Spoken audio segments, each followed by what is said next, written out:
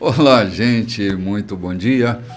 Esse domingo, dia 21 de julho, terceiro domingo do mês, João, e nós já estamos aqui fazendo café, esperando esse pessoal para o café que vai rolar agora, né? Desde as 6 da manhã, as nossas digníssimas estão preparando essa mesa linda, esperando só você que está nos ouvindo a parar na porta do templo aqui na rua Santo Antônio e entrar para participar com a gente desse café gostoso. Mas se você ainda está em casa, está se levantando, dá tempo de vir, se prepare, troque de roupa, traga seus filhos e participem com a gente desse café que ele é feito para a sociedade, não é exclusivo para os membros da colheita. Os membros da colheita preparam esse café para a sociedade participar com a gente. Então, há tempo. Bem aqui na curva do 90, a rua Santo Antônio, entrando na curva do 90, logo você chega na rua Santo Antônio, no rumo da Vila Progresso. A 100 metros da avenida, você chega na Igreja da Colheita e é bem acolhido. Jerônimo de Albuquerque. Né? Saindo da Jerônimo de Albuquerque. Sim, bem pertinho. E hoje também temos aqui a presença do querido Cláudio de Jesus Silveira. Nós estamos silverados, né, Lloyd? Estamos silverados hoje. A gente que se cuide. É o encontro, o complô dos Silveiras? Não, né? Não, mas é o encontro dos Silveiras. Os Silveiras não fazem complô. A família Silveira está se estendendo aí pelo mundo afora, né? Bom dia. Seja bem-vindo. Obrigado, Bispo. Bom dia, Bispo Renato. Bom dia, Pastor João. Lloyd. Bom dia, nossos amados ouvintes que estão nos acompanhando hoje pela rádio. E é um prazer estar de volta novamente aqui no programa, né? E hoje um dia tão especial que é o dia do nosso café. Só reforçando o que o pastor João falou, você que está nos ouvindo, que sentir o desejo, queira participar conosco do nosso café da manhã hoje para a comunidade, né? Venha estar conosco aqui na rua Santo Antônio, na curva do 90. Nós estamos aqui de portas abertas esperando você. E é uma honra, Bispo, poder hoje contribuir um pouco com a palavra também. Vocês estão animados, convidando o São Luís toda para vir tomar café. Prepare a multiplicação dos pães e dos peixes. Vai acontecer. Acho que não vai ter peixe, não. O multiplicador vai estar aqui com a gente, né? Sem dúvida. Vai. Talvez ainda sobre 12 cestos, né? A minha esperança é que sobre sempre, para que em momento oportuno não nos falte. Nos falte, exatamente. Querida Lloyd, muito bom dia, seja bem-vinda. Opa, obrigada, meu bispo, pastor João, pastor Cláudio, você que está aí com sua mesa preparada, e nós estamos com uma mesa linda, toda preparada aqui, e também cheia de boas narrativas, meu bispo, de alegria, de fé, de esperança, é isso aí, né? Sim, só tem gente destoando do uniforme hoje. Eu vim aqui no azul, hein? Sim, não estou jogando indireta, eu estou jogando bem direta, né? Tem gente que está sem uniforme hoje. É que meu espírito não estava em sintonia com o de vocês, eu não sei porquê, né? Devia estar. É o líbero. Vieram todos de azul e eu vim de branco e o meu espírito não se conectou com o de vocês, né? Até é o líbero. É que nós estamos no céu, ele está na nuvem, né? Ou então eu não sou filho de Deus, porque o que está escrito na Bíblia é que o Espírito se comunica com o nosso Espírito, porque somos filhos de Deus, né? Sim, verdade. Gente, nós estamos no capítulo 23 do livro de Atos dos Apóstolos. Vocês que estão nos acompanhando, tem sido uma jornada linda, passamos por tantas aventuras, e nós estamos aqui bem focados no capítulo 23. Paulo já entrou na história, né? Paulo já entrou na história. A sua missão apostólica corre avançadamente, né? E agora ele está bem ali perante o Sinédrio, né? Depois daquela confusão, confundem ele com aquele egípcio, porque ele está andando com o grego, dizem que o grego estava no templo com ele, e o grego não estava no templo com ele, foi visto andando com esse grego, mas não estava no templo com ele, né?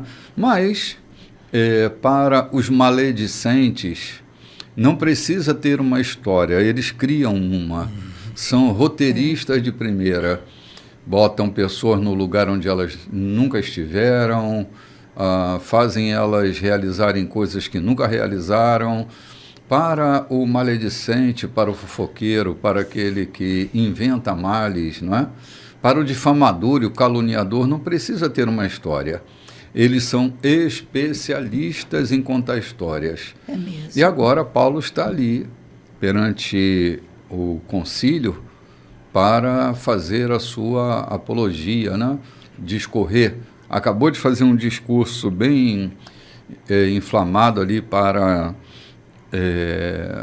aquela plateia que está pavorosa, e agora o concílio espera.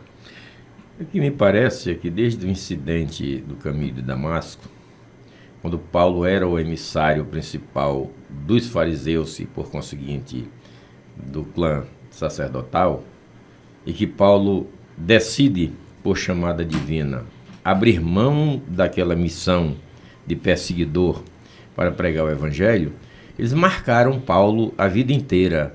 Até na Ásia, onde Paulo estava, apareciam.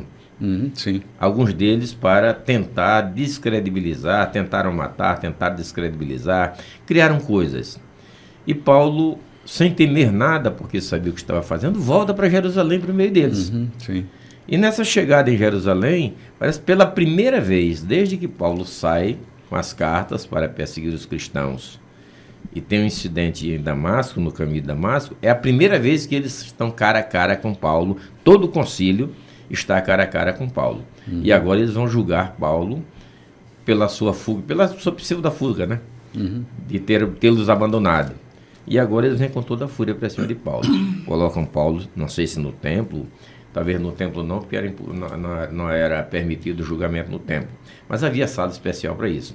Eram os magistrados da época, os senhores da lei, que colocaram Paulo em julgamento, cujo presidente desse conselho era o sumo sacerdote Ananias, né?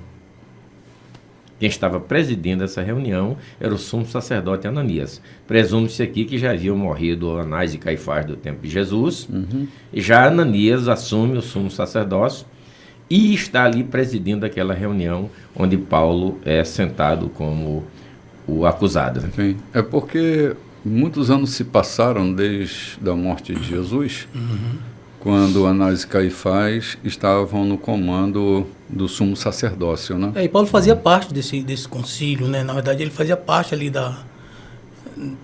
desse mesmo grupo, e pela história acho que passaram até esse encontro, eu estava dando uma estudada, em torno de 20 anos. Então, 20 anos que Paulo, desde quando havia se convertido, aceitado Jesus, ele já não fazia mais parte daquele grupo. Então, tinha muita gente ali que ele já não conhecia mais. Tanto que no próprio texto que a gente vai ler, você vai perceber que ele não reconheceu Ananias. Entende? Ele não viu como sacerdote, talvez porque não conhecesse, ou talvez porque Ananias não tivesse paramentado com as vestes.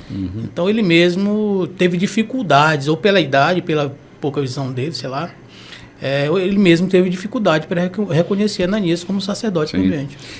Eu penso que, por causa de toda essa perseguição que os fariseus e os saduceus faziam a Paulo, ninguém nunca me disse, mas no meu entendimento, o espinho na carne que Paulo se refere era esse espinho de perseguição que ele tinha por todos os lados, né? Aventa-se muita coisa sobre o espinho na carne, mas não tem explicitude do que era.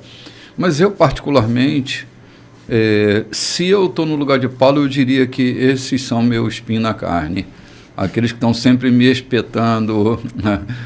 Quando eu estou desapercebido, eles vão lá e cravam seu espinho em mim. Eu penso que o espinho na carne de Paulo era essa turma que, como disse João, até lá na Ásia, lá estavam eles, né? Ele desce até na região da Europa, lá estão eles também, porque a dispersão dos judeus era grande também, né? E como Paulo tinha irritação com eles, né, bispo? Eu lembro, no versículo anterior, só dando uma pincelada, quando ele foi esbofeteado, né, quando ele foi ordenado que ele batesse na face, Paulo disse, Deus vai... Olha só a ira de Paulo. Deus vai castigar vocês, seus cumpridores da lei, que descumprem a lei me batendo. A ira que ele tinha, acho que, sei lá, a decepção, que era a questão do espinho que castigava ele ali, que vez por outra atormentava. Sim, de vez por outra não, vez por vez, né? Vez por vez, né? Quase que o tempo todo que ele foi perseguido, né? Sim, foi perseguido. Eu fui modesto, vez por outra. O que percebe-se aqui é que depois, mesmo depois que o Paulo se afasta da Ásia, das igrejas da Europa e vai para Roma, eles ficaram perturbando a igreja porque Paulo se vê na necessidade de escrever cartas a essas igrejas, exatamente tentando corrigir doutrinas que eles tentaram implantar, essa turma de inimigo dele, tentaram implantar para minar o evangelho nessas igrejas. Paulo ensinava e eles desensinavam. É como acontece hoje também. Você vê às vezes um evangelho saudável sendo pregado, anunciado, proclamado, e tem uma turma que desfaz toda a construção que alguém tão delicadamente põe, né? Esse é meu cuidado. Você vê, por exemplo, há igrejas que elas estão sempre trazendo convidados para pregar nos seus cultos. Eu sei que tem pastores que estão nos ouvindo, quanto trabalho dá a um pastor de uma igreja local quando um itinerante desse, alguém que vem de fora, prega alguma coisa desalinhada com aquilo que ele está fundamentando como a lucidez do evangelho que ele imagina estar ensinando, chega ali, bagunça aquilo tudo, leva um tempo. Uma mensagem de um eloquente, às vezes se leva muito tempo para se corrigir.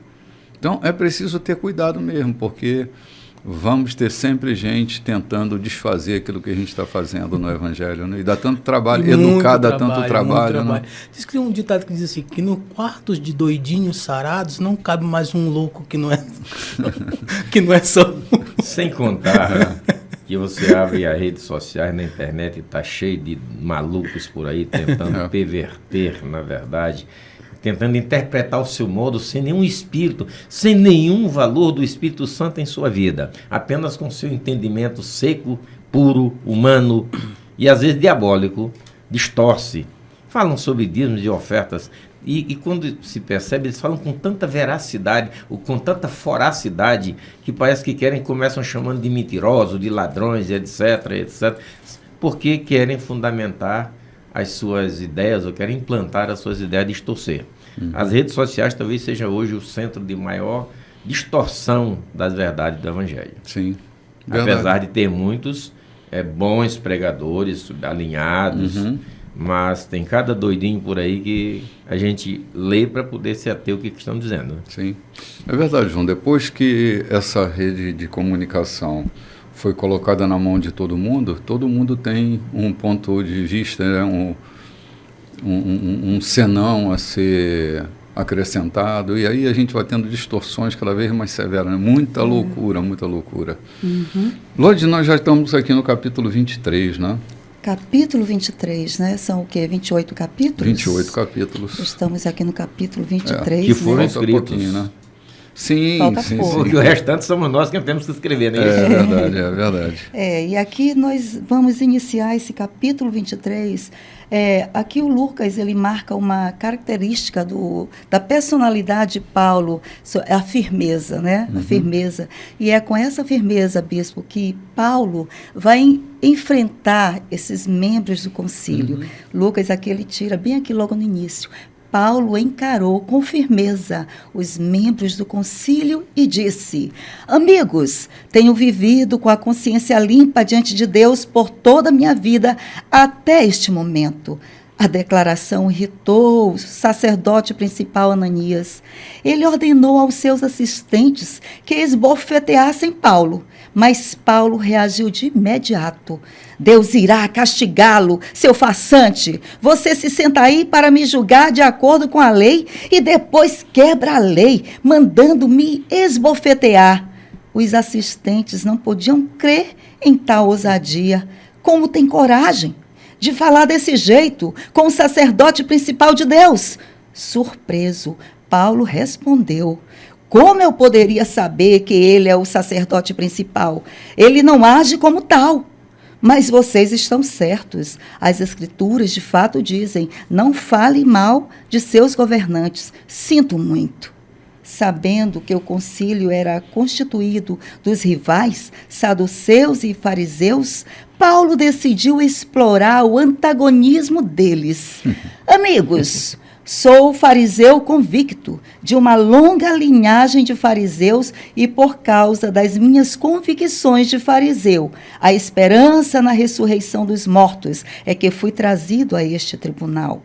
Quando ele disse isso, o concílio se dividiu. Fariseus e saduceus passaram a se atacar uns aos outros com argumentos irados. Os saduceus não acreditam em ressurreição, nem anjos, nem mesmo em espíritos, mas os fariseus acreditam em tudo isso. A confusão estava armada. Os líderes religiosos do lado dos fariseus gritavam para os outros: não vemos nada de errado com este homem. E se um espírito falou com ele? Ou talvez um anjo? E se estivermos lutando contra Deus? Foi como jogar lenha no fogo. A discussão tornou-se tão violenta que o capitão ficou com medo de que partissem Paulo ao meio. Assim ordenou aos soldados que o tirassem dali e o escoltassem de volta à fortaleza em segurança. Tudo bem, vamos dar uma paradinha aqui.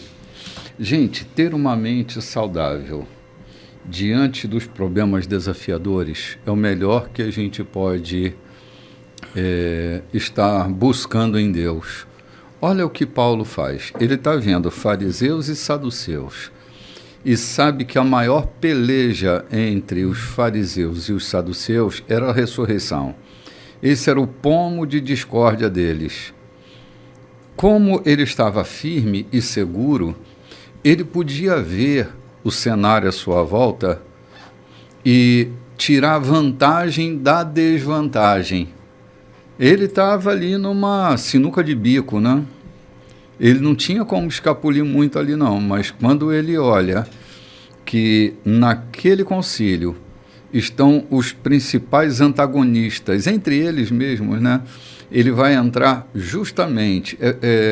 Então, manter sua mente saudável, manter seu equilíbrio e sua firmeza, nos dias em que você estiver enfrentando as dificuldades da sua vida, será a melhor performance que você pode alcançar, porque enxergar uma solução no meio de um problema insolúvel só é capaz quem se move pela suavidade e pela leveza de uma mente bem construída.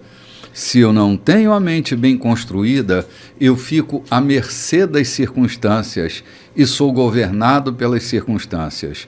Mas quando eu alcanço esse padrão de temperatura dentro de mim, eu sou capaz de governar sobre os momentos inóspitos. Quem transforma vale de Baca em manancial é quem tem sua vida segura em Deus. Há dentro dele soluções inesperadas. E Paulo está tão sereno que ele é capaz de enxergar uma oportunidade no meio de toda aquela desvantagem que ele estava, né? E pronto, a confusão está tomada, o negócio não vai avançar, porque ninguém pode segurar aquela revolta que acontece dentro daquele concílio, né? Enxergar o improvável é coisas para quem tem Espírito de Deus. Vamos dizer que lá em Damasco, quando Ananias ora por Paulo, ele foi cheio do Espírito. É isso? O Espírito capacita exatamente para isso. Vamos dar uma voltinha lá no Velho Testamento e encontrar um homem que foi atestado por um dos seus colegas de farda, de campanha, dizendo: eu conheço um homem que se veste bem, que fala bem, que é determinado no que diz, e sobre ele está o Espírito de Deus. Esse homem chega diante do maior desafio atual para o povo de Israel e não vê uma tragédia, vê um alvo oportuno para livrar Israel e ainda se dar bem. Então, quem tem o Espírito de Deus e é dirigido por ele, enxerga exatamente solução na improbabilidade. Quem é cheio do Espírito e vive dirigido por ele, anda por ele, não se atemoriza de mais notícias, porque as informações ou as catástrofes que se apresentam, ele encontra a solução exatamente porque o Espírito capacita para isso, entendeu? Sim. É uma mente governante. Né? Quem se move pela fineza do Espírito de Deus adquire mente governante. Mente governante é aquela mente que governa sobre as circunstâncias adversas. Né? Paulo mesmo dizia que essa condição de reinar em vida, né? Reinar em vida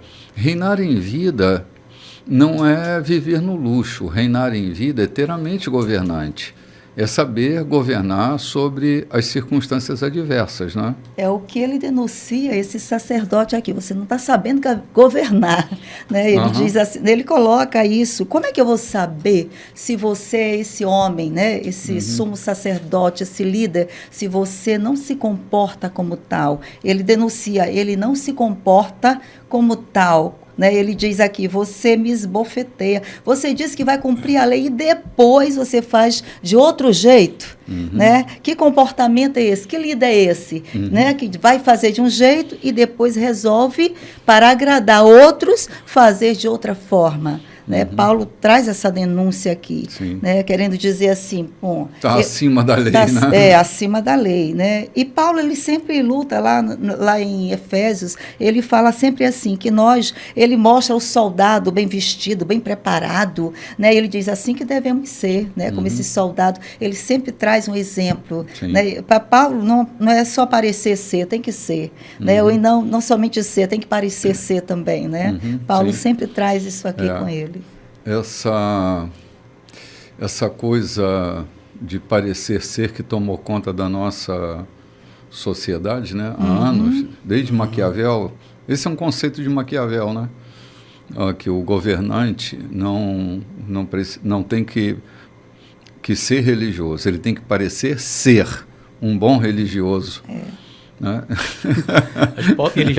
Engraçado que ele começa a mudar a perspectiva do caos ao seu favor, né?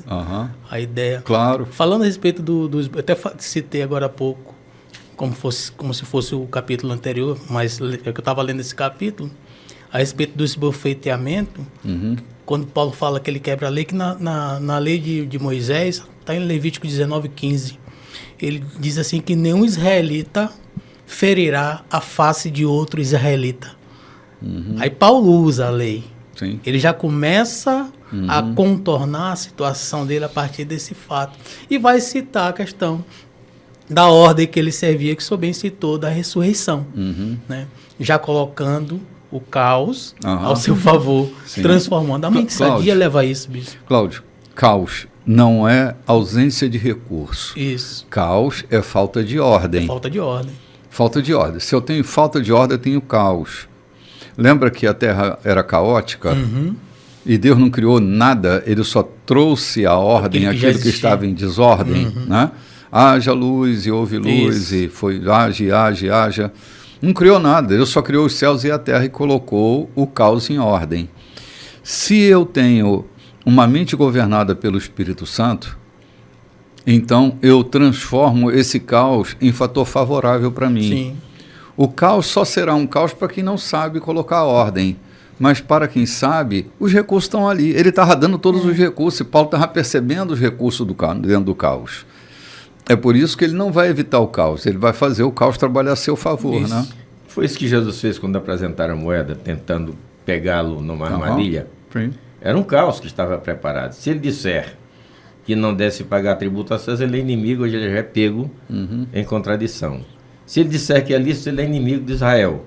Então vamos pegar ele nessa armadilha. Aí Jesus, cheio do Espírito, olha e dá uma saída que desarmou todo mundo.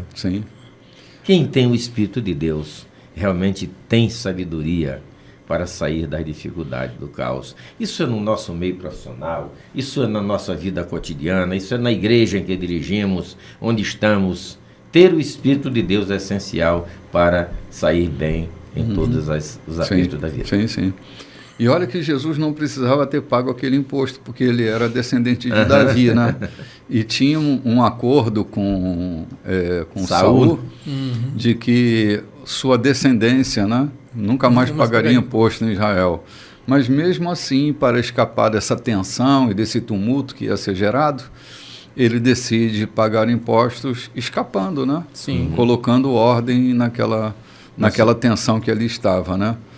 Cara, então, juízo, bota sua cabeça no lugar, vai se relacionar com o Espírito Santo.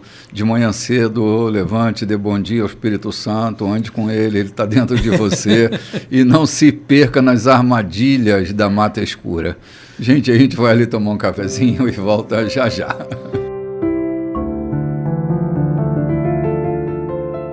Olá, gente, capítulo 23 de Atos dos Apóstolos, nós estamos ligados aqui, que oportunidade fantástica é essa, né, João, que Paulo tem ao se livrar daquele aperto usando a própria situação caótica para a observação dele, né? Mente tranquila, cara, ter a mente tranquila é a chave para a gente resolver problemas aparentemente insolúveis. Porque é na mente tranquila, não infiltrada por agentes intrusos, não é? É ter o pensamento. Sim, exatamente. Todas essas intrusões, João, bagunçam a cabeça da gente. Mas quando a gente está seguro em Deus, a gente tem essa mente sossegada.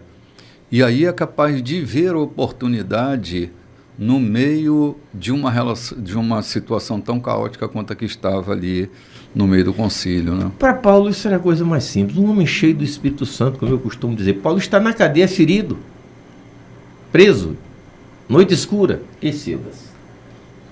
Essa turma nunca ouviram hino. Nunca ouviram falar de Deus. A gente não pode ir em cada um deles. Nós vamos cantar aqui o mais alto possível, para que eles tenham paz na alma, no mínimo, por essa noite. Quer dizer, a oportunidade de evangelizar um cárcere inteiro. Que ela está preso, apanhou, está todo magoado de chicote, e vê uma oportunidade para evangelizar todo aquele contingente carcerário. Isso é coisa de quem tem o espírito leve, de quem é movido pelo Espírito de Deus, realmente. Sim, sim. A gente vai ver lá no último capítulo ele dizendo, preso em Roma, né? Numa prisão domiciliar, dizendo que eu estou pregando o evangelho do reino e ensinando as coisas sobre Jesus com toda a liberdade, sem nenhum impedimento. Como pode um cara encarcerado, né? Preso, estar com toda a liberdade sem nenhum impedimento? Se não prenderem a sua mente... esse até é um conceito que eu li recentemente, uma coisa de Bob Marley, falando sobre o aprisionamento do nosso pensamento, né? Acabam com a gente quando não deixam a gente pensar. Acabam com a vida da gente quando não deixam a gente pensar nas coisas, né? Esses produtos, os embutidos do pensamento, né? Os enlatados do pensamento, tem sido a grande tragédia para essa geração líquida. É tudo tão pequeno, tudo tão curtinho, né? Eu me lembro de um período da nossa literatura que tinha um almanaque chamado Seleções. Seleções não se aprofundavam em assuntos, né? Fazia recortes, era um almanaque de informação. E havia pessoas que liam as seleções, né? Assim, com muita voracidade, e você achava que era um intelectual, mas era alguém de informações rasas, né? Sobre assuntos, tinha a pluralidade de assuntos, mas o cara não dominava nenhum, só tinha aquela informação rasa, né? Assim é o que o Instagram mais atualmente tem feito, né? Recortes rasos de informações tão pequenas, que faz a gente nadar em águas rasas, né? Sem profundidade nenhuma. A sociedade que se apresenta hoje é uma sociedade líquida, rasa, né? Com muita falta, né? Uma falta enorme de conhecimento. É a superficialidade, né, bispo? Hoje é muito fácil para quem vive nesse mundo virtual, pela velocidade do processamento que hoje esse mundo ele exige, você entregar a informação compactada. Eu vou compactar, vou te entregar. porque fica mais fácil você processar. A grande problemática é a superficialidade daquilo que você absorve, e não o conhecimento na sua totalidade. É a questão do almanaque que você falou. É mais fácil ler aquela quantidade de fragmentos de informação do que ler informação na sua integralidade. Em profundidade. Em né? profundidade. Sim. Você se aprofundar. É mais fácil assimilar. E isso me dá uma falsa sensação de quê? É o que nós vimos hoje, tá?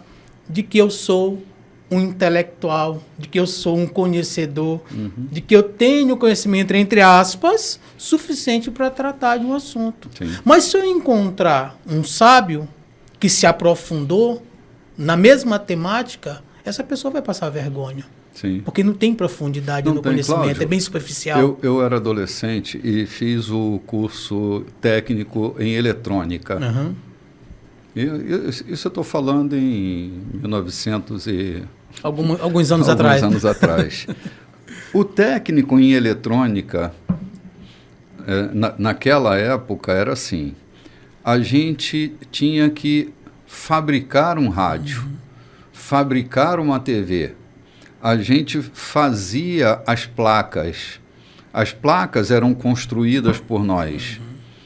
Depois, montada, enfim, a televisão ia funcionar. Ou seja, o técnico em eletrônica, ele sabia o valor de cada pecinha daquela. Ele era capaz de construir uma. Hoje, você pega um técnico de eletrônica, ele substitui placas. Ele não fabrica, ele não sabe nem de que diabo é a placa, né? Ele troca as placas. Alguns nem trocam as placas, condenam a TV, porque seu conhecimento não deixa ele consertar aquele aparelho, né? Não sabe o que é um resistor, não sabe o que é um varistor, não sabe o que é um diodo, não sabe o que é nada. Nada. Ele simplesmente vai lá e troca a placa. Você leva, aí quando ele não sabe mais o que fazer, diz, está condenado, não tem mais jeito. Não vale a pena consertar. Né? Então, assim, é a diferença do conhecimento.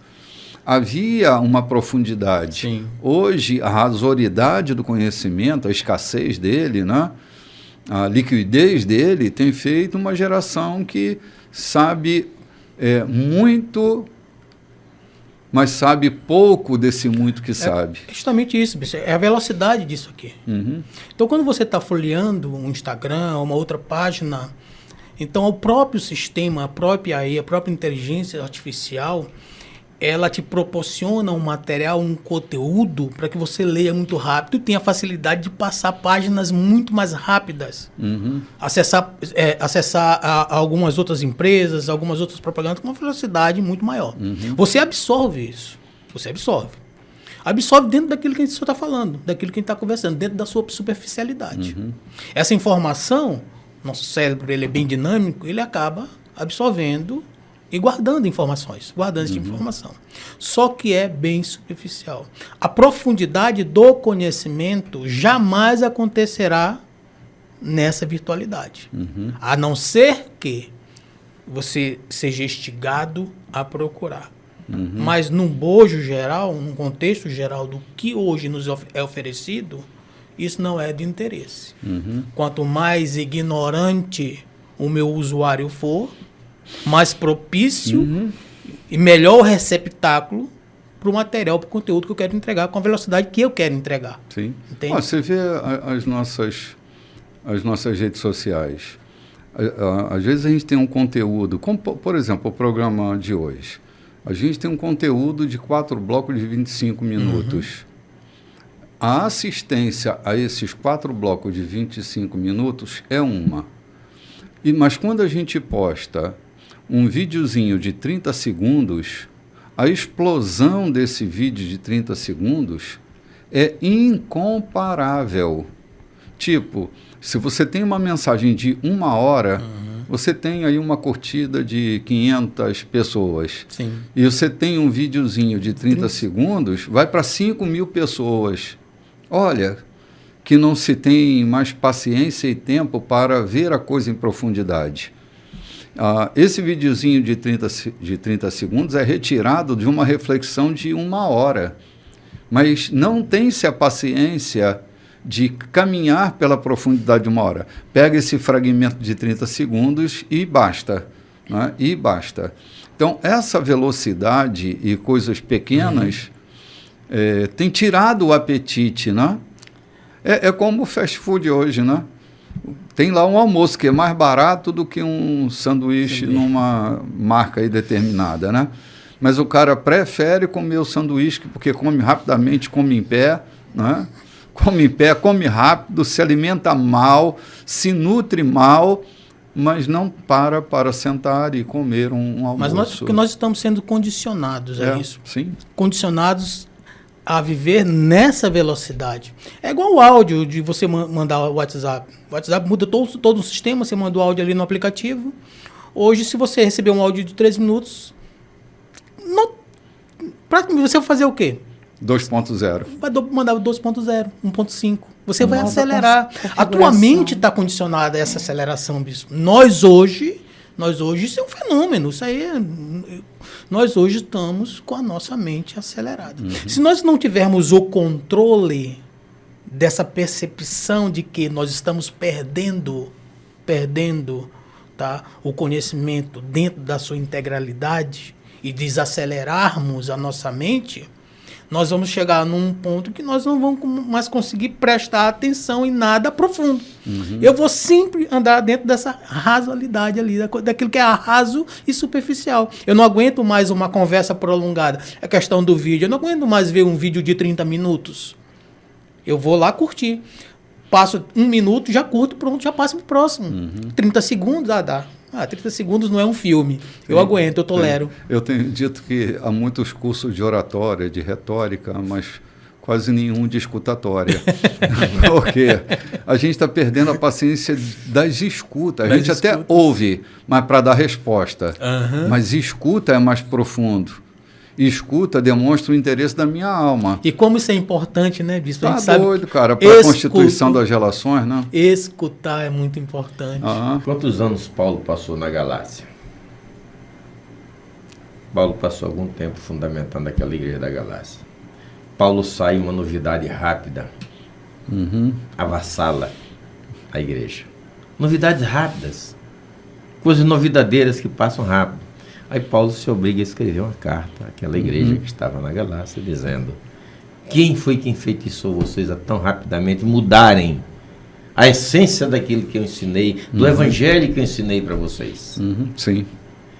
Então, isso desde os tempos bíblicos, lá do tempo de Paulo, essa coisa vem acontecendo. É uma necessidade de estarmos atentos. Você que nos ouve, de estar atento também, para se aprofundar no conhecimento. O que Oséias diz? Conheçamos e prossigamos em conhecer o Senhor. Não é apenas saber que Deus existe e que Ele se torna galardoador dos que o buscam, mas que nós precisamos nos aprofundarmos no conhecimento dEle. Por outro lado, outro profeta que me foge à memória diz: o meu povo peca por falta de conhecimento. Se apega em futilidade, superficialidade. Paulo está chamando a atenção aqui de um homem que era o presidente daquele conselho, que não tinha nada a não ser simplesmente o poder, conhecimento nenhum da lei. Era apenas um arrogante que estava sentado ali porque foi constituído para aquilo, ou foi constituído naquilo porque a lei permitia, mas não tinha, era fútil, não tinha nenhuma profundidade no conhecimento da lei que regia a sua função de sumo sacerdote. É lamentável que nós temos hoje uma gama de, saindo do Palácio do Planalto até aqui embaixo, passando pelas eclésias, uma série de pessoas que estão com o domínio do poder, mas sem nenhuma profundidade para gerir aqueles que lhes são comandados. Verdade, cara. Agora, eles vão começar a criar um plano para acabar, em nome de Deus, para acabar com Paulo, né? Só que antes disso, Paulo é reconfortado, né? Sim, vamos lá. O texto seguinte diz logo que Paulo recebe a visita de Deus. Tudo vai dar certo. Aí, O que é? Tudo vai dar certo. Quando ele está presente, tudo vai dar certo, né, Lloyd? É isso aí. Naquela mesma noite, meu bispo, naquela mesma noite, o Senhor apareceu a Paulo e disse: tudo vai dar certo. Tudo vai acontecer para o melhor. Você tem sido minha boa testemunha aqui em Jerusalém. Agora será minha testemunha em Roma. No dia seguinte, os judeus tramaram um plano contra Paulo. Fizeram um juramento solene de que não iriam comer nem beber até que ele estivesse morto. O pacto de assassinato foi firmado por cerca de 40 judeus, apresentado aos principais sacerdotes e líderes religiosos. Nós nos comprometemos, por juramento solene, a não comer nada enquanto não matarmos Paulo. Mas precisamos da sua ajuda. Envie uma petição ao concílio para que o comandante traga Paulo de volta, a fim de que vocês possam investigar melhor as acusações e nós faremos o resto. Antes que ele chegue aqui, nós o mataremos. Vocês não serão envolvidos. No entanto, o sobrinho de Paulo, filho da irmã dele, ouviu-os planejar a emboscada. Correu à fortaleza e contou a Paulo, que chamou um dos centuriões e disse: leve este rapaz ao comandante da guarda. Ele tem algo importante a dizer. O centurião levou ao comandante e disse: o prisioneiro Paulo pediu-me que trouxesse este rapaz. Disse que ele tem algo urgente para dizer. O comandante tomou-o pelo braço e o levou para um lugar à parte. O que é? O que você tem a me dizer? Perguntou. O sobrinho de Paulo disse: os judeus estão tramando contra Paulo. Vão pedir que o Senhor leve Paulo ao concílio bem cedo, sob o pretexto de investigar melhor as acusações contra ele. Mas é uma armadilha para tirá-lo daqui. Eles vão matá-lo. Neste exato momento, mais de 40 homens estão preparando uma emboscada para ele. Todos fizeram voto de não comer nem beber até que o matem. A emboscada está preparada. Tudo que eles estão esperando é que o Senhor o envie. O comandante dispensou o sobrinho de Paulo com a seguinte advertência: não diga uma só palavra a ninguém sobre isso. Em seguida, chamou 2 centuriões e ordenou: peguem 200 soldados para ir imediatamente a Cesareia e tragam 70 cavaleiros, 200 lanceiros. Quero-os prontos para marchar às 9 horas da noite. Vocês vão precisar de 2 mulas para Paulo e a bagagem dele. Vamos levar esse homem, são e salvo, ao governador Félix. Vamos dar uma paradinha aqui. O texto vai ficar muito longo para a gente comentar. Cara, que coisa louca. João, os caras estão fazendo um jejum para matar Paulo. Para assassinar alguém. Não, assim, deixa eu explicar uma coisa. Não é muito diferente do que às vezes acontece na nossa época. Quantas pessoas estão fazendo suas maldades. Bom, você lembra daquele cara que escondeu dinheiro na cueca, né? Prometendo a entrega do seu dízimo, né? Não é muito diferente. Orando a Deus e agradecendo. Agradecendo a Deus pela propina que tinha recebido. Assim, a gente vai vendo as pessoas perderem a linha, perderem o padrão. Sobre juramento solene. Olha, acompanhe a história, Lloyd, acompanhe a história. Quantas loucuras, quantas mortandades em nome de Deus. Quantas execrações.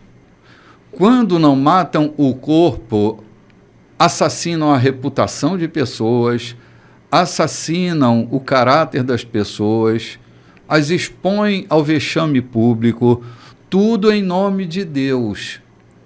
Então, hoje, o religioso vigente não é muito diferente desses caras que estão sinceramente jejuando para criar um plano para matar o apóstolo.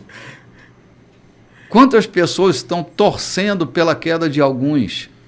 João, assim, não é puro nem é lícito, mas só passando assim uma sombrinha, quantas pessoas hoje estão torcendo para a queda do outro, ok?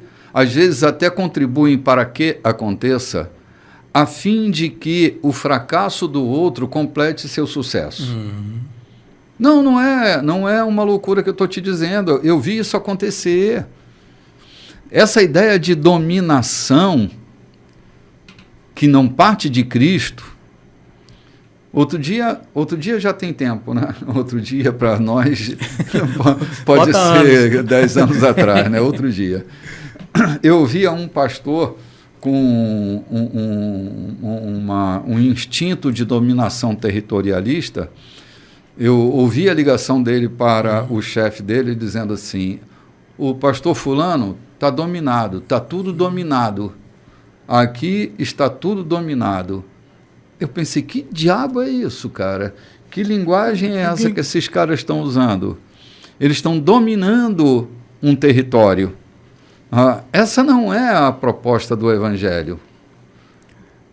E em nome desse domínio, quantas quedas são propostas? Sim.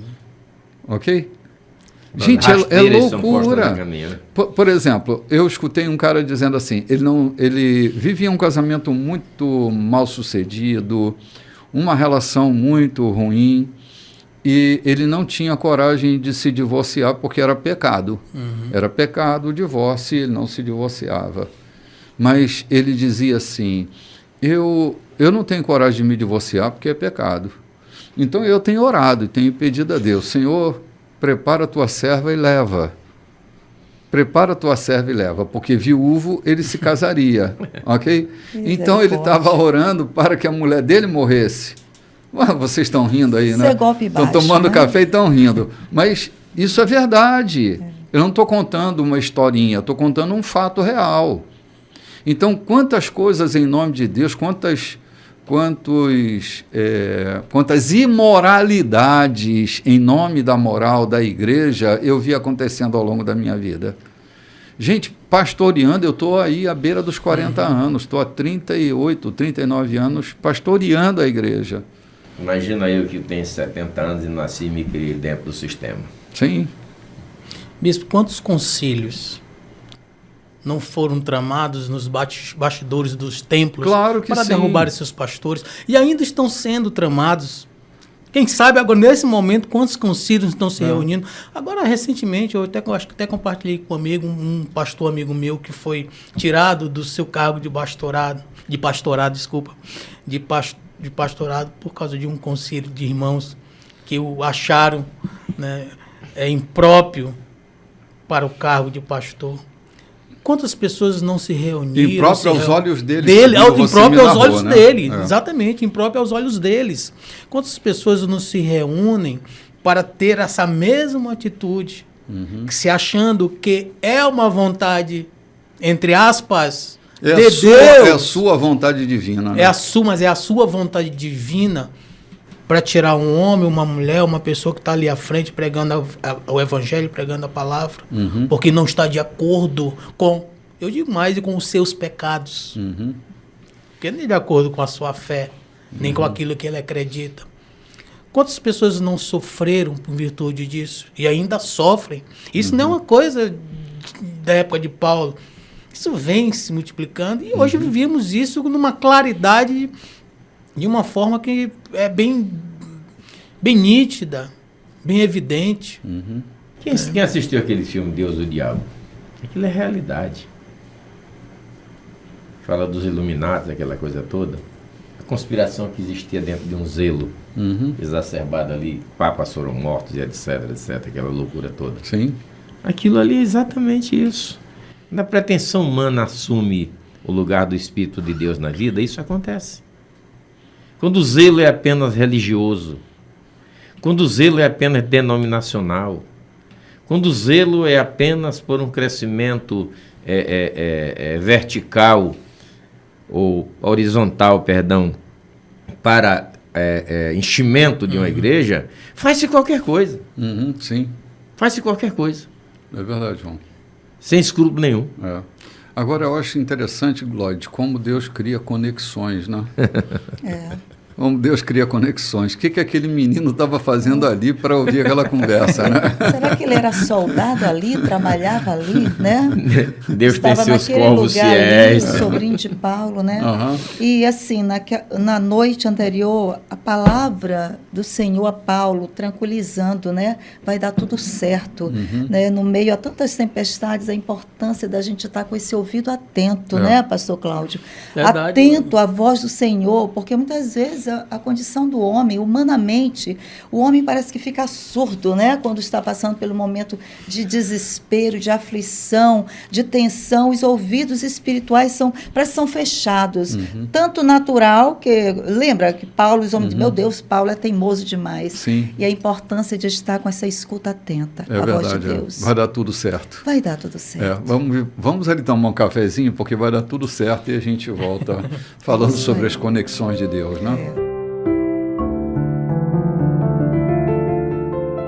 Muito bem, gente, estamos de volta hoje, dia 21 de julho, e nós demos uma paradinha aqui nessa conexão que Deus cria, né?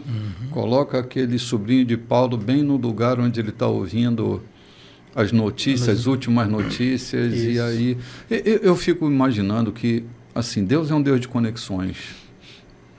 Quando ele diz um pouquinho antes, né, para Paulo, tudo vai dar certo, tudo vai acontecer para o melhor, é que Deus tem uma história com detalhes que nós desconhecemos, e se nós estivermos intranquilos, fora dessa mente governante, a gente pode se perder. A gente tem que acompanhar o roteiro, tem que viver cada dia, porque cada dia vai revelar um determinado segredo, uma determinada questão. Deus sempre tem conectores, elementos que vão conspirar a seu favor, que vão trabalhar a favor daqueles que o amam. Se todas as coisas cooperam para o bem daqueles que amam a Deus, e essa frase, para mim, ela ganha um sentido enorme quando eu compreendo que o governo de Deus, que está sobre todas as circunstâncias, ou eu creio na soberania de Deus, ou eu vou sofrer, ou vou me perder, ou vou dificultar um processo que Deus tem tudo na sua mão. Ele tem um sobrinho de Paulo escutando a história, ele tem um comandante que dá atenção. Você vê a singeleza, né? Pô, pelo menos eu olho com um olhar singelo desse comandante pegando no braço do rapaz, não é? Não como quem vai prendê-lo, mas como quem está apoiando, sustentando, né? Me conte o que está acontecendo, que notícias você tem para me dizer. Isso. Eu estou interessado na sua história, né? Eu estou interessado no que você vem trazendo como conteúdo. Sabe, são conexões divinas. Sim. Olha a mobilização que esse comandante faz. Ainda arruma uma mula para Paulo, e uma mula... Paulo devia estar com um bocado de bagagem, né? Eram os pergaminhos. Devia estar com capas e pergaminhos ali, né? Lanceiros, né? Cara, tanta gente, uma escolta assim, enorme, para proteger aquela preciosidade, né? Preciosidade. Paulo foi tido como precioso aos olhos do comandante. Está ali, plantado por Deus. Se ele sabia disso ou não, pouco importa. Até o diabo Deus usa para cumprir os fins divinos, né? Então, quantas vezes nós fomos promovidos por causa da diabrura de alguém? Sim. Né? Tem um ditado que a gente usa muito. Quer conhecer uma cidade? Conheça a cidade observando a periferia. E eu falo de visão periférica. Às vezes você quer conhecer a profundidade de um conteúdo, observe na periferia, na tua visão periférica do conteúdo. Que é onde a atenção maior, tá? Deve estar, porque é dali que você vai extrair informações. É a questão do sobrinho de Paulo, que estava na periferia do contexto, escutando. E o comandante vai na pessoa certa. Quando ele chega, É de lá que ele vai extrair a informação. Quantas vezes nós deixamos de olhar, bispo, para a nossa periferia também? Quantas vezes nós deixamos de observar ao nosso redor e ao nosso derredor a respeito daquilo que nos afeta? Às vezes nós focamos só naquilo ali que está diante dos nossos olhos, daquilo que está ali, naquilo que é óbvio. É evidente, né? É evidente. E esquecemos de escutar os sinais, os burbúrios. Você o que foca escapa, né? O que escapa. Você tenta focalizar no pássaro, no meio de um arbusto, no meio de um arvoredo, e se esquece do canto dele, que às vezes pode trazer mais informação, até da direção correta de onde ele está. Sim. Entende? Cláudio, assim, eu não quero ser muito chatinho com essa coisa de escutar e ouvir. Sim. Mas, assim, um grande privilégio nós temos quando nós temos uma escuta apurada. Sim. Porque, assim, é da escuta apurada que a gente... É dos furos do papo, né? Do papo furado. É dos furos dos papos que a gente chega, às vezes, ao ponto da aflição. É do que escapa. Então, ter uma escuta sobre o outro, às vezes a gente está ali, emprestando o ouvido, pronto para dar uma resposta, né? A gente precisa perder essa posição e ganhar a posição da escuta. Eu estou falando para alguns pastores que estão nos ouvindo, além de nós mesmos que estamos nos ouvindo. Mas eu estou contando um segredo para os pastores que estão aqui atentos ao programa e consideram nossa fala.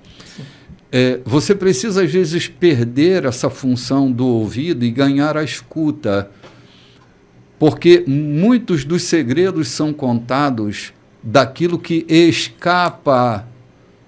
Né? Isso. E o comandante está ali interessado no que vai escapar daquilo, daquela informação. Né? A importância toda a importância do conteúdo da tua fala pode estar naquilo que você acha que é irrelevante. Daquilo que não tem relevância. Sim. Às vezes na irrelevância, para quem escuta, a importância da escuta, é que você extrai toda a importância do conteúdo da tua escuta. Na brincadeirinha que se faz, exatamente. Freud dizia que brincando a gente diz até a verdade, né? É bem isso, né? Cláudio, dentro da nossa função profissional, você percebe que você ouve um depoimento, você já teve a oportunidade de ouvir um depoimento, e não são as laudas que são escritas que nos leva à conclusão da razão do crime ou como ele foi perpetrado, mas numa ou duas palavras que foram ditas ali desconexa com aquilo que está se ouvindo. Daí a classe investigador, ele é preparado exatamente para ouvir o que ninguém ouve, para ver o que ninguém vê, o que não é possível ser visto. O próprio criminoso deslizando com sutileza naquilo que ele quer esconder. Isso é da nossa função profissional. Então, ouvir, está pronto para ouvir. Isso se diz na vida profissional. Imagina aqueles que estão habilitados por Deus, pelo seu Espírito, para saber ouvir. E quantas questões na igreja a gente já dirimiu, a gente já resolveu, porque tem o ouvido e o coração pronto para ouvir, com ouvidos de quem tem a sensibilidade, de quem tem o Espírito de Deus, e não simplesmente de quem tem o poder de execrar ou de apadrinhar aquele a quem está ouvindo. É importante que a gente tenha esse entendimento, como diz o bispo Renato, ouvidos para escutar aquilo. E a Bíblia diz por duas vezes, quem tem ouvidos para ouvir, ouça. Exatamente. Quem tem ouvidos para ouvir, ouça. Não é escute. Não é escute, ouça. Ouça. E todos não têm ouvido? Tem, mas será não tem que todos escuta? não, mas não tem exatamente. Lógico, nós estamos num mundo onde as pessoas têm ouvidos, mas não têm escuta. É por isso que a citação do pastor João sobre que tem ouvidos para ouvir, ouça o que o Espírito diz à igreja, porque a escuta é diferente. A escuta, você está falando da questão profissional de vocês, Se um profissional da área investigativa não tiver escuta, ele está perdido. Ele não consegue chegar. A escuta e o bom caráter porque, às também, vezes, né? assim, A escuta e o bom caráter. Porque se esse menino não tivesse também um bom caráter, ele podia ouvir, né? E repassar talvez só metade da informação aqui e ali. Mas a informação dele foi assim totalmente, né, na íntegra, né? Precisa da forma como ele a ouviu, ele transmitiu. Então, muitas vezes, não só ouvir, que muitas vezes a gente escuta, né? Ouve, escuta, mas muitas filtra o que quer e passa do jeito que quer, talvez tirando proveitos de alguma dessas, né, da escuta, da situação. Mas esse menino, ele amava Paulo, e a gente vê que ele era um menino de boa índole, né, que ele foi contar imediatamente o que ele ouviu e com todos os detalhes, contando com precisão tudo que ele ouviu, não escondeu nada. Então, muitas vezes, não só escuta, está atento, mas o meu coração ir junto, colocar o meu coração nessa escuta, né? Tem uma coisa tão importante que Salomão diz, que Jesus vai repetir, que é assim: a boca fala do que o coração está cheio. Então, se eu quero chegar ao coração, eu preciso ter uma boa escuta daquilo que está sendo dito. Porque todas as mentiras e todas as verdades, elas estão sendo declaradas enquanto estamos falando. Há verdades que são percebidas quando a gente está com essa relação de coração para coração, né? Então, se o coração está cheio de determinados conteúdos, a boca vai falar desses conteúdos. Quantas vezes eu ouvi um não de uma pessoa que para mim era assim, a negação. Uma negação que para mim não era negação, era afirmação. Porque eu estava com uma boa escuta. Então, a boa escuta vai ouvir, né? Vai atentar-se para esse conteúdo que não está sendo dito, está querendo se dizer, mas não se diz. Então, uma boa escuta pode melhorar muito nosso casamento, nossos relacionamentos profissionais, nossa relação com nossos filhos. Se a gente tiver uma boa escuta, muda o mundo da gente. Quando você aperfeiçoa a sensibilidade da tua escuta, como o senhor mesmo falou, o não, ele vem repleto de sim. É igual você questionar alguém a respeito de como essa pessoa está, o que ela está vivendo, e essa pessoa diz para você: nada, eu não tenho nada, eu não estou sentindo nada. A sensibilidade da tua escuta, e eu costumo dizer isso, que atrás daquele nada tem tudo. Atrás daquela negatividade da resposta, tem uma positividade, numa imensidão muito grande de informação a respeito do que aquela pessoa está sentindo. É você apurar. Sim. Não tem uma musiquinha que diz: quando eu digo que eu não te quero, aí é que eu te quero. Aí que eu te quero. Quando eu digo que eu não te amo, aí é que eu te amo. Sabe? Exatamente. A boa escuta dá para você escutar aquilo que não está sendo dito. Tem um poeta que diz que as mulheres estão dizendo sim quando dizem não, né? Sim, é possível. Lembra? Tem um poeta que diz isso. Não são só as mulheres, mas eu vou me ater a um texto de um profeta que diz: aquilo que os olhos não viram, os ouvidos não ouviram, não se penetrou o coração humano e nem desceu ao coração. É bem aí a questão da história. Ouvir, ver e não deixar descer ao coração não traz fundamento nenhum.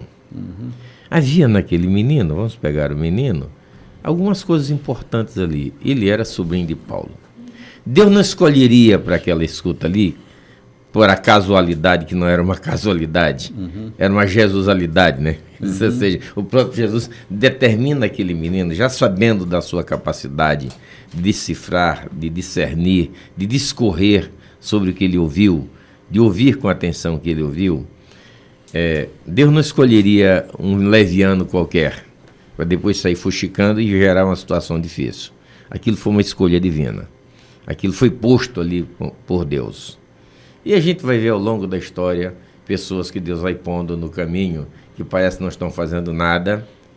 Um Simão que vinha da roça, carregando as suas tralhas e de repente encontra Jesus com uma cruz pelo caminho, né? Então não é de graça, aquele homem tinha fundamentos, tinha razão para estar ali. Mas aquilo que se ouve com o coração, os ouvidos são apenas a entrada. Na verdade, quem escuta é o coração. Os ouvidos é apenas a entrada dos sons que discernem, mas quem faz a depuração daquilo que se ouve é o coração. E depende como está o coração. Ele reflete para os olhos e para a boca, né? E aí vem aquela célebre frase que falamos no programa passado: os infernos e os paraísos que estão lá fora, o que vemos lá fora, o que dissertamos sobre ele, que descrevemos lá fora, são reflexos daqueles que estão dentro do nosso coração. Não é diferente. Sim, bom. Quer ouvir o que se passa no coração? Deixa o menino falar. Deixa o menino falar. Rodar, né? Lloyd, assim, você é mais sensível do que nós. Essa coisa do comandante da guarda segurar pelo braço do menino e levá-lo à parte para ouvi-lo, né? O que te parece isso, cara? Parece não deixar o menino escapar. Eu não vou deixar esse menino escapar, vou trazer para mim, porque é uma informação preciosa, vou usar a favor. Claro, era um comandante também, né? Também ele tinha muito a ganhar com aquela informação. Era algo que chegou para ele.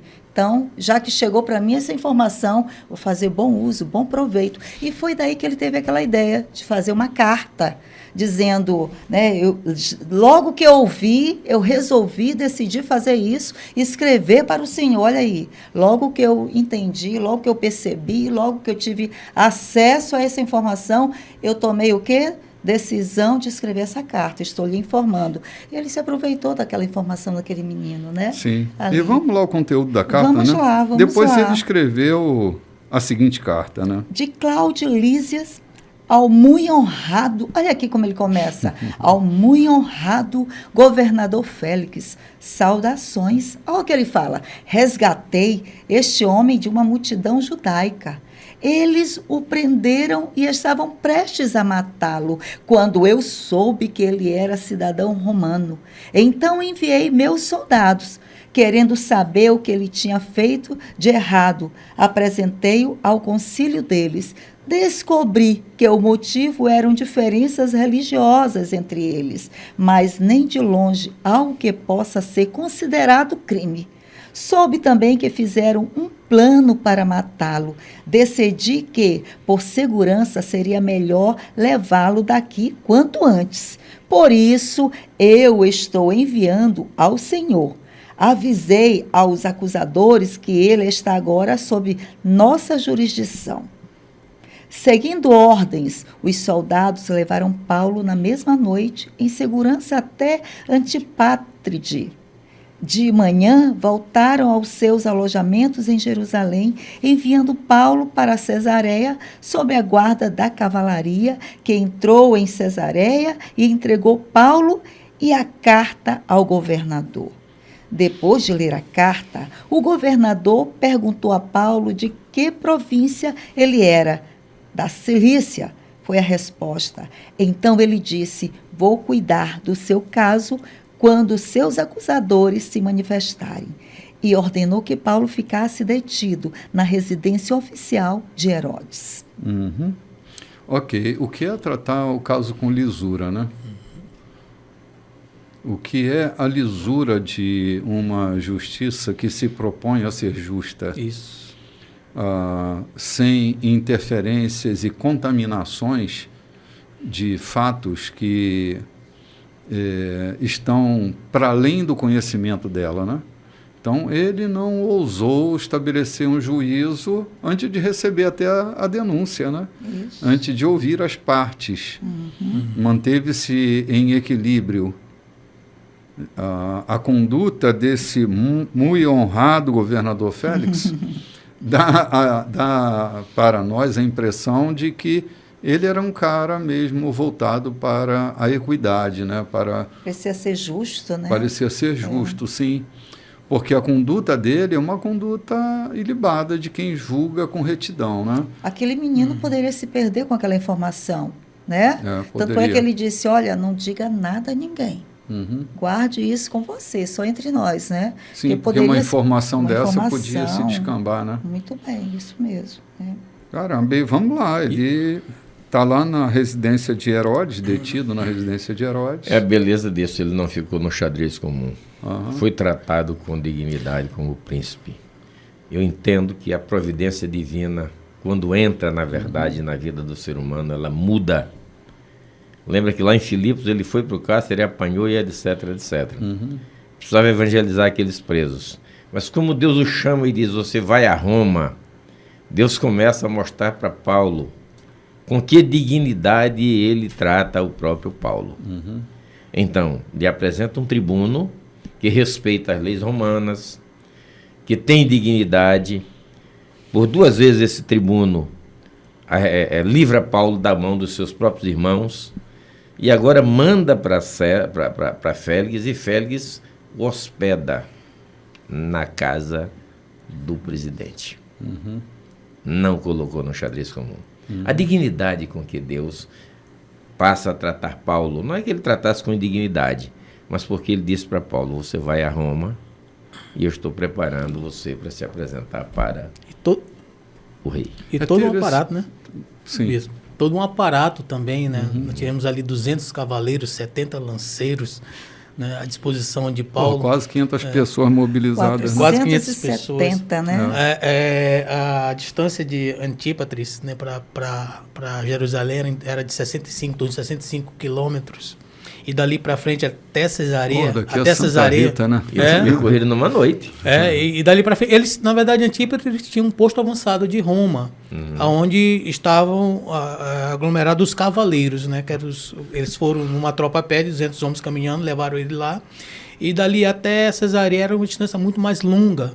E eles precisavam de cavalos. Mas mesmo assim, é como o João falou, o aparato que Deus preparou para a segurança do seu filho foi imensa. Paulo apelou pela cidadania romana dele que ele tinha. Então, assim, eu acredito que ele só deveria ser julgado em um lugar, em Roma mesmo. Nenhuma autoridade judaica ali tinha autoridade para julgar Paulo dentro do ambiente, dentro do território de Israel. Daí apelarem para ignorar a morte. Exatamente. Então, assim, foi um cuidado que Deus teve, que Deus proporcionou a Paulo para tirá-lo com segurança. Sim. Tanto que eu estava dentro desses estudos, entre Antípatris até Cesareia, era um caminho de muitas montanhas, propício para a emboscada. Então, se aqueles que jejuaram, irmãos, sobre a autoridade, sobre a bênção dos sacerdotes que levaram e foram abençoados pelos sacerdotes, pretendiam matar Paulo, seria nesse caminho. Onde a emboscada era mais propícia, caminhos tortuosos, cheios de montanhas, e ali o aparato foi bem maior para a segurança dele. Sim. Quantas vezes Bispo, Deus nos livra também, mesmo nos levando por caminhos tortuosos, onde os nossos algozes, aqueles que buscam nos fazer mal, estão à espreita. Estão à espreita procurando uma forma para nos atingir, uma forma para nos afetar, para afetar o nosso ministério, para afetar a nossa vida, para afetar a nossa integridade. Mas pela misericórdia de Deus, pela mão poderosa de Deus, Ele nos leva por esses caminhos, mas também nos guarda desses caminhos. Sim.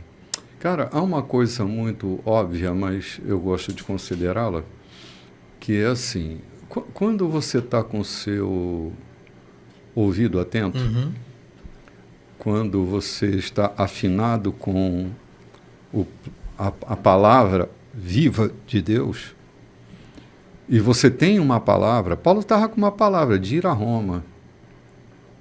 Então, você não vai ficar em nenhum outro lugar se seu destino é Roma. Vai passar pelos desafios do meio do caminho, mas o teu destino é Roma. O que Paulo ouve um ponto atrás é que vai ficar tudo bem. Você vai chegar a Roma. Roma é seu destino. Quando Roma é nosso destino, o Euroaquilão não nos traga, serpentes pelo caminho. Os religiosos de plantão não atrapalham o nosso caminho. Os que jejuam para a nossa derrota também não vão nos deter. Acusações não vão nos deter, até que nós cheguemos ao lugar do nosso destino. Então, é preciso ter paciência, né? O processo ele é inevitável. Exato. Isso. A gente vai passar por situações difíceis mesmo. Eu assimilei muito essa fala na minha vida, bispo. Uma fala que muito ela é falada aqui dentro da igreja, da colheita, em que quando Deus ele começa uma caminhada contigo, ele vai terminar essa caminhada. Quando Deus ele começa um projeto na tua vida, ele vai terminar. Ele sabe aonde ele quer que você chegue, ele vai te levar lá. Ele sabe aonde é a nossa Roma e a gente vai chegar lá. Sim. Com ele nós chegaremos. Pode ser difícil, pode ter seus percalços, pode ter seus atrapalhos, mas nós chegaremos.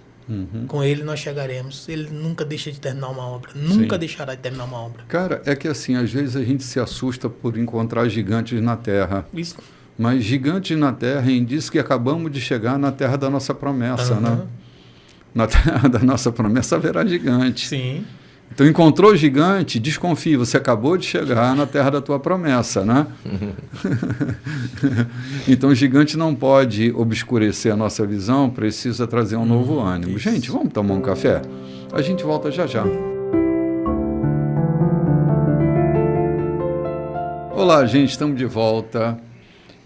O último bloco da nossa programação e hoje o negócio está bom por aqui, né? Café ainda está em evidência e você pode vir que a gente está aqui, ainda tem comida na mesa, como também ainda tem uma palavra para ser dada à comunidade que está nos visitando. Venha participar com a gente. Eu ainda estou espantado como vocês estão convidando São Luís todo e ainda está sobrando 12 cestos cheios, né, João?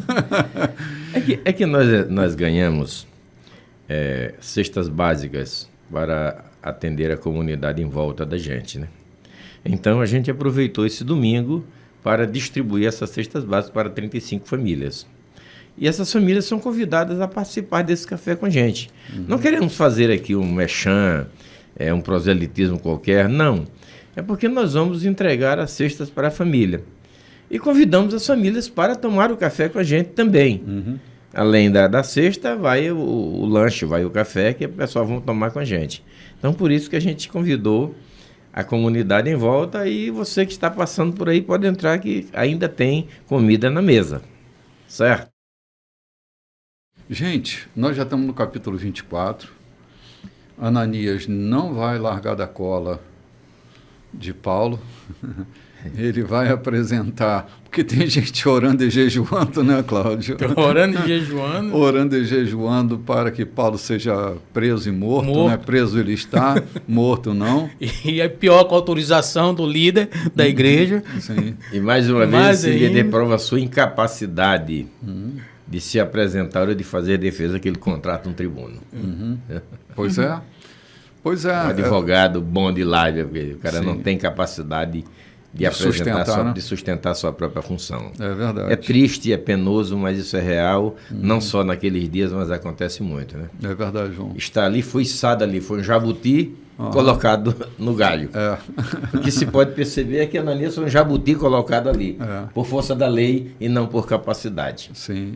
Essa história do jabuti que João conta, também ouvi dele a história de que um jabuti numa árvore, ou é enchente ou é mão de gente, né?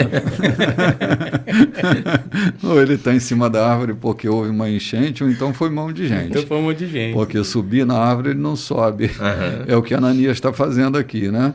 Mão de gente. Foi colocado ali, foi mão de gente. Botou um tribuno. Foi a própria enchente da lei, né? Ele está ali porque, sem dúvida, era descendente da linhagem sacerdotal e coube a ele assumir. Mas a capacidade que se vê aqui do texto que se lê é que ele não tinha nenhuma para tal função, né? Então ele está ali pela enchente e pela mão de gente também, né? Porque Ananias vai contratar esse cara aí para fazer a defesa, fazer a acusação. A acusação, né? É a acusação. Verdade. Vamos lá, Lloyd, capítulo 24. Duas dúzias. Isso, sim. Capítulo 24, agora é o cenário de um tribunal. Aqui aparece um advogado, o governador e o sacerdote Ananias. 5 dias depois, o sacerdote principal, Ananias, chegou com um grupo de líderes judeus. Entre eles estava Tétulo, um advogado. Eles apresentaram ao governador sua acusação contra Paulo. Quando Paulo foi chamado ao tribunal, Tétulo falou pela acusação. Honorável Félix, somos muito gratos sempre e em todo lugar por seu governo sábio e pacífico. Estamos conscientes de que é por sua causa que desfrutamos essa paz e as benesses de suas reformas. Não vou cansar o Senhor com um discurso longo. Peço sua gentil benignidade em me ouvir. Serei breve. Apanhamos esse homem várias vezes, perturbando nossa paz, incitando motins contra os judeus em todo o mundo. Ele é o líder de uma seita sediciosa chamada Nazarenos, muito perigosa, devo dizer. Nós o pegamos tentando profanar nosso santo templo e o prendemos. O Senhor poderá averiguar todas essas acusações quando o interrogar. Os judeus o apoiaram. É isso mesmo, ele tem toda a razão. O governador acenou para Paulo, indicando que era a vez dele. Paulo então disse: considero-me feliz por me defender na presença do governador, sabendo quão justo o Senhor tem sido em nos julgar todos estes anos. Estou de volta a esta terra há apenas 12 dias. O Senhor pode verificar essa informação com muita facilidade. Vim com o propósito definido de adorar em Jerusalém na festa de Pentecoste e durante todo este tempo nada fiz de errado. Ninguém pode dizer que me viu discutindo no templo ou provocando alguma multidão nas ruas. Nenhuma das acusações deles pode ser comprovada com evidências ou testemunhas. Mas devo confessar o seguinte: sou seguidor do caminho, que eles caluniosamente chamam de seita. De fato, sirvo e adoro o mesmo Deus servido e adorado por todos os nossos antepassados e creio em tudo que está nas Escrituras. Admito viver na expectativa de que Deus irá ressuscitar os bons e os maus. E se esse é o meu crime, meus acusadores são tão culpados quanto eu. Acreditem, esforço-me para manter uma consciência limpa diante de Deus e do próximo em tudo que faço. Fiquei fora da nossa terra há alguns anos e agora estou de volta. Enquanto eu estive fora, levantei uma oferta para os pobres e a trouxe comigo, junto com a oferta para o templo. Foi enquanto eu fazia essas ofertas que eles me encontraram durante minhas orações no templo. Tudo feito de modo correto.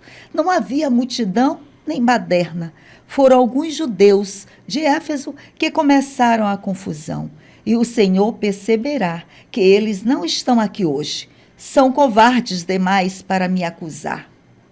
Meus acusadores deveriam dizer em que crime me flagraram. Eles não podem se esconder atrás das palavras inócuas de Tétulo.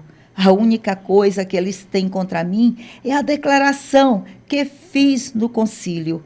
É porque creio na ressurreição que fui trazido a este tribunal. Pergunto se isso parece ao Senhor um ato criminoso. Félix hesitou. Ele sabia mais do que aparentava a respeito do caminho e poderia ter resolvido o caso de uma vez por todas.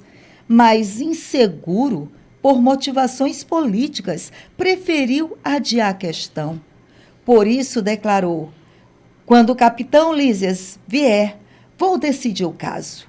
Ele ordenou ao centurião que mantivesse Paulo em custódia, mas com alguma autonomia, e que não impedisse os amigos de o ajudarem. Poucos dias depois, Félix e Drusília, sua esposa, que era judia, mandaram chamar Paulo para ouvi-lo falar a respeito da vida de seguidor de Jesus Cristo.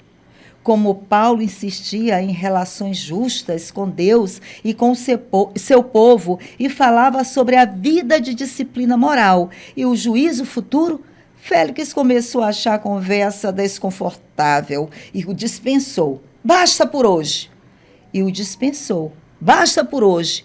Eu o chamarei quando for conveniente. Ele também esperava que Paulo, em segredo, lhe oferecesse algum suborno. Vixe. Houve várias conversas entre eles.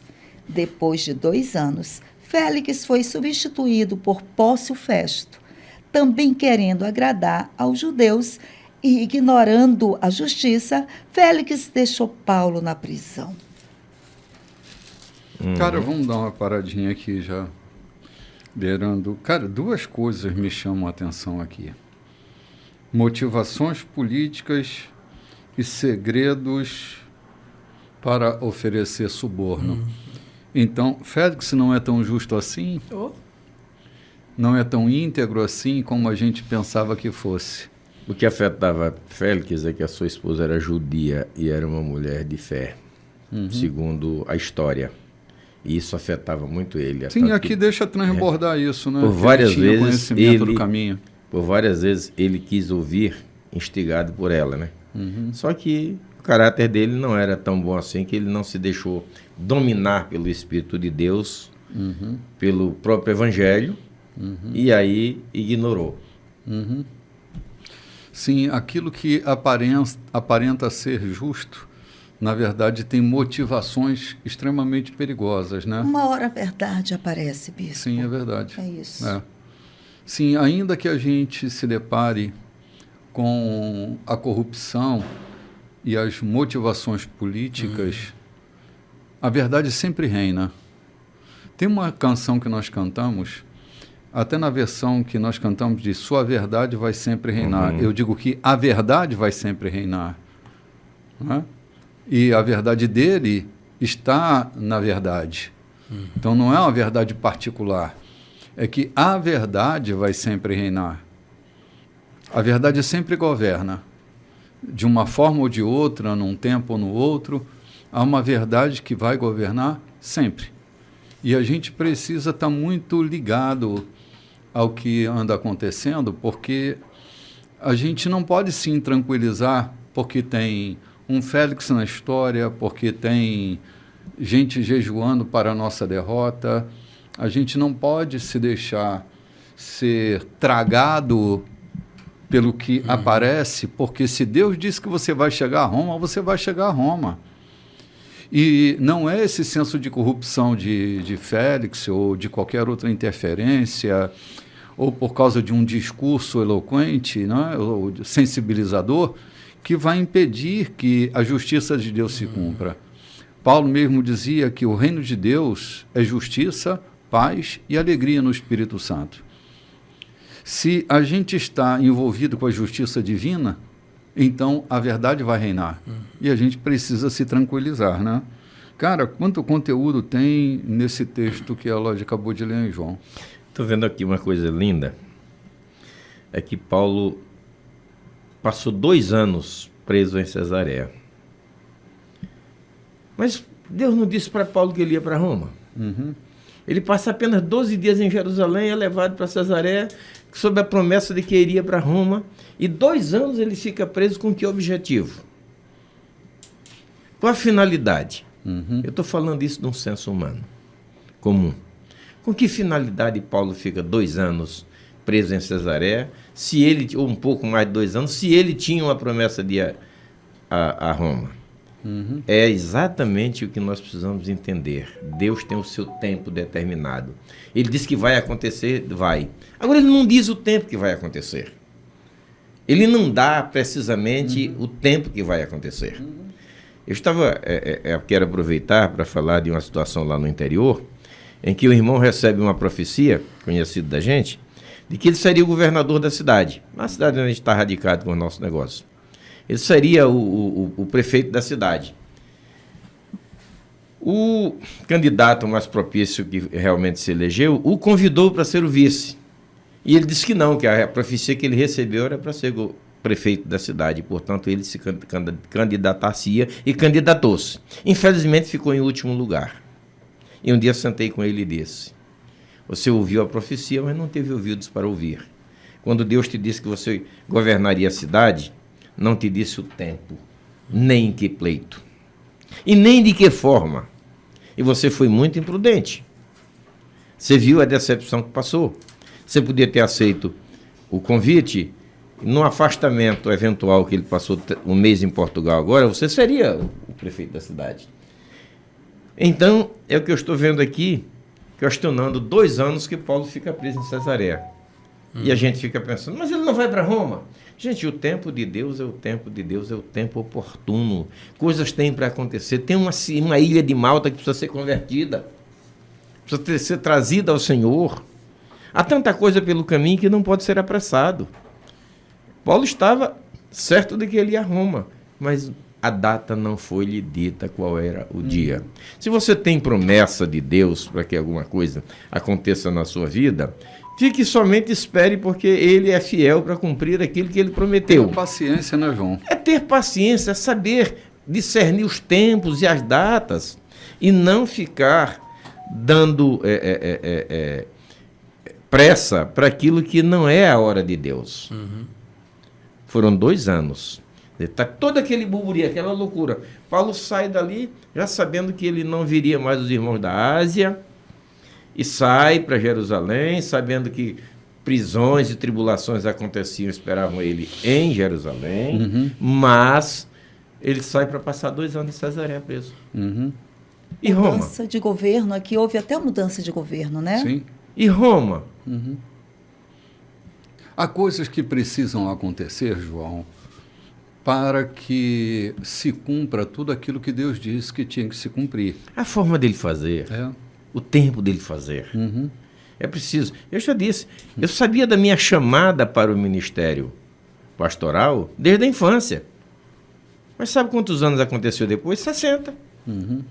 E eu não estou um pouquinho pesaroso por isso, porque eu estou cumprindo com dignidade o ministério para que eu fui chamado. Sim, a promessa de Deus a Abraão, quantos anos leva para se cumprir? 25 anos? Talvez mais do que isso, né? Entendeu? A primeira. Uma promessa, mas há tantos anos de aguardo para que tudo se amadureça, né? É que às vezes a gente tem uma relação muito infantil. E esse é o problema do nosso infantil dominando nossa fase adulta. Na verdade, somos apressadinhos, muitas vezes, né? Então, assim, esse nosso infantil, ele é perigoso porque ele gera precipitações que vão ser o pior para nós. É como um menino de 8 anos que quer um carro novo de presente do pai. Ele não tem idade para dirigir, não está na época devida, não tem maturidades para se deslocar um automóvel. Então tem que esperar a idade certa, o momento certo.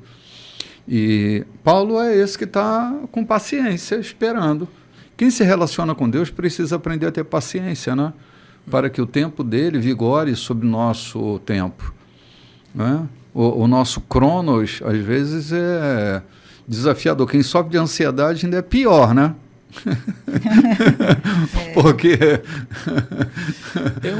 tem uma outra questão, né, no fato de Paulo permanecer, né, a respeito de 2 anos, é justamente naquela fala de Félix, da espera que ele lhe desse dinheiro.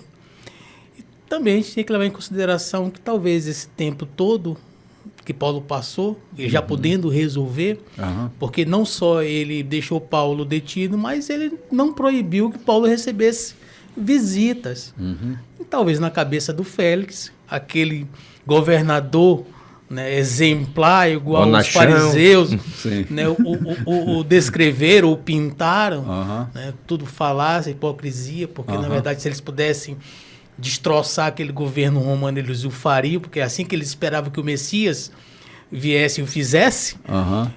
Mas talvez aquele governador estava dando tempo para que Paulo arrecadasse mais recursos, mais oferta e pagasse o seu suborno. Ele já sabia que ele trouxe um dinheiro para... Pois é, e pagasse o seu suborno. Era um entre e sai de visitantes, né? Sim. Eu vi um meme esses dias no Instagram muito interessante, né? era assim, a reunião dos ansiosos, né? Era um encontro nacional dos ansiosos. Aí alguém bate na porta e aí alguém abre a porta e diz, sim, eu vim para um encontro dos ansiosos. Ele falou, pô, mas é daqui a 6 meses. Ah, então eu volto depois. Não, pode entrar que está todo mundo aqui dentro já. E tem um outro ponto importante, né? Quando Paulo começa a conversar com ele, e a conversa toma aquela proporção da justiça de Deus, né? De como Deus é justo, aquilo começa a se tornar desconfortável. Desconfortável pela vida moral que ele levava, o governador. Então, quando Paulo começa a questionar a respeito de justiça, que não a questão do pagamento do suborno, isso é desconfortável. Falar de justiça de Deus para alguém que vive uma vida fora dessa justiça, claro que vai se tornar desconfortável. É você levar a mensagem do Evangelho para aqueles que não querem ouvir a mensagem do Evangelho. É você levar uma palavra de conforto e massagem do ego de alguém para aqueles que só querem ter a massagem do ego. A palavra massageando o seu ego e não querem ouvir a verdade. Muito menos ser confortado. Isso Félix provou. Sim. Então ele desconversou, não, essa conversa não me interessa. O que tu tá falando tá muito confortável. Não me interessa, vamos falar isso. Vou te deixar um pouquinho mais aí. Quando você quiser falar de pagamento, de valores, vem, a gente resolve. Sim. Bora resolver ali, tudo tranquilo. Paulo não fez isso e passou 2 anos preso. E tanto que ele passou o governo e passou Paulo para o próximo governador. Daí a bomba. Agora fica contigo. Vê o que tu consegue extrair. Não arrumei nada. Não arrumei nada. Me chama a atenção outra coisa aqui. Salomão fala da sanguessuga que nunca se farta, né? Dadá. O cara está na mais alta posição do governo em Israel. Devia estar percebendo muito dinheiro. Mesmo assim, ainda era um ganancioso corrupto. Isso fala exatamente da corrupção que não é necessidade, da ganância que não é atraída pela necessidade, e sim pelo próprio caráter. Ele queria comprar o Land Rover dele, né, João? Talvez ele já tivesse. A questão a corrupção é assim mesmo. A ganância, o corrupto não se farta de continuar corrupto. E vai indo, daqui a pouco, um dia desse nós tivemos a morte de um agiota de governo, exatamente, ou seja, não se farta, não para dizer basta. Vai indo. Então, o que se vê aqui? O cara era governador, o cara era a primeira autoridade, ou a máxima autoridade em todo o governo, ou em todo o país israelita. Mesmo assim, ainda esperava uma propina de um mísero prisioneiro. É o caráter que se vê. Infelizmente, hoje o nosso país está eivado disso. Eu vi alguém dizendo há poucos dias que a coisa não chega a um orçamento estupendo lá na fonte do governo, mas não chega nos vasos capilares, porque pelo caminho tem os corruptos que vão solapando e não chega. Então, ele disse, é como a corrente sanguínea, sai do coração, bombeia com intensidade, mas se tiver impedido, vai necrosar. Ele disse, a sociedade está necrosando exatamente por conta desses impedimentos pelo meio do caminho. Sim, há uma alma insaciável, né? Isso piorou muito, né? Assim, o governo romano, historicamente, talvez tenha sido o governo mais corrupto que já existiu. Até por causa da extensão do governo, eles tinham estendido os tentáculos deles para muito longe, né? Que foi até o motivo da queda do Império Romano, né? Esses tentáculos muito distantes que eles não conseguiam sustentar o governo sobre esses pontos mais distantes, né? E por causa disso, a corrupção era generalizada, era estilo de vida deles. Desde muito antes de Jesus, né? Desde muito antes, desde que o Império Romano assume o Império Grego, né, que foi o último império, foi o Império Romano, junto com isso a corrupção chegou. Então, assim, estar dentro do governo, não foi isso que fez Constantino como imperador? Estar do lado de Constantino era receber favores, era ter uma posição melhor, era menos imposto, era ser atendido por favores, né? Ainda, nós estamos... Eu me senti até em casa agora. Pois é, hoje... Nos tempos de hoje. Não é muito diferente. Não é muito diferente. Devagar. Não é muito diferente. É porque os hoje. governos continuam a mesma coisa, bicho. Tá? Não é muito diferente, entendeu?